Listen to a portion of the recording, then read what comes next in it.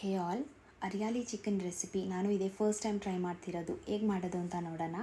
ಒಂದು ಕೈ ತುಂಬ ಪುದೀನ ಸೊಪ್ಪು, ಕೊತ್ತಂಬರಿ ಸೊಪ್ಪು ಹಾಗೆ ಖಾರಕ್ಕೆ ತಕ್ಕ ಹಸಿಮೆಣ್ಸಿನ್ಕಾಯಿನ ತಗೊಂಡು ಒಂಚೂರು ನೀರು ಹಾಕ್ಕೊಂಡು ರುಬ್ಬಿ ಇಟ್ಕೊಳ್ಳಿ ಪೇಸ್ಟಾಗಿ.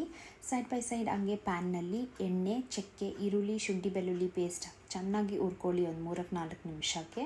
ಹಾಗೆ ಚಿಕನ್ ಕೂಡ ಆ್ಯಡ್ ಮಾಡ್ಕೊಂಡು ಒಂದು 2 ನಿಮಿಷಕ್ಕೆ ಚಿಕನ್ ಚೆನ್ನಾಗಿ ಹುರಿದಾದ್ಮೇಲೆ ಮಸಾಲ ಐಟಮ್ಸ್ ಆ್ಯಡ್ ಮಾಡ್ಕೊಳ್ಳೋಣ.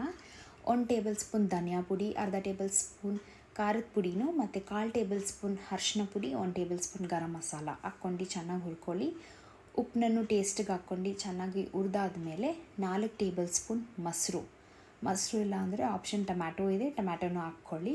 ಹಾಗೆ ರುಬ್ಬಿಟ್ಟಿರುವಂಥ ಪೇಸ್ಟನ್ನು ಚೆನ್ನಾಗಿ ಹಾಕ್ಕೊಂಡು ಒಂದು 20 ನಿಮಿಷಕ್ಕೆ ಚಿಕನ್ ಕುದಿಯೋ ತನಕ ಚೆನ್ನಾಗಿ ಬಿಟ್ಟು ಲಾಸ್ಟಿಗೆ ಕಸ್ತೂರಿ ಮೆಥಿನೂ ಪೆಪ್ಪರ್ ಪೌಡರು ಒಂಚೂರು ಉದುರಿಸ್ಕೊಂಡ್ರೆ ನನ್ನ ಅರಿಯಾಲಿ ಚಿಕನ್ ರೆಡಿ. ಟ್ರೈ ಮಾಡಿ ನೋಡಿ. ಬಾಯ್.